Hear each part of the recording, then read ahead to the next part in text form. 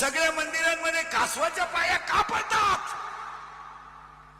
तर कासवामध्ये दोन गुण आहेत. एक, त्याला इंद्रिय बाहेरही घेता येतात आणि आताही घेता येतात. एक, आणि कासवाचा दुसरा गुण आहे, कासवाला स्तन नाही आहे. कासवाचं पिलू आईच्या स्तनातलं दूध पित नाही. कासवाच्या आईने पिलाकडे पाहिले की त्याची आपोआप वाढ होते. मग मंदिरात जाणाऱ्या भक्तांना देवाकडे एवढंच मागा, देवा कासवा इतकी नजर मला नकोय, पण निदान माणसातला माणूस बघण्याची ताकद तरी मला दे रे.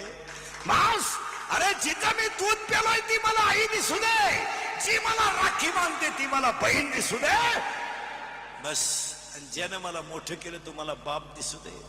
जर प्रत्येक स्त्री आपली पत्नी सोडता जर आईच पाहायचा विषय केला तर जगातून बलात्कार नावाचा शब्द कधीही निघून जाईल.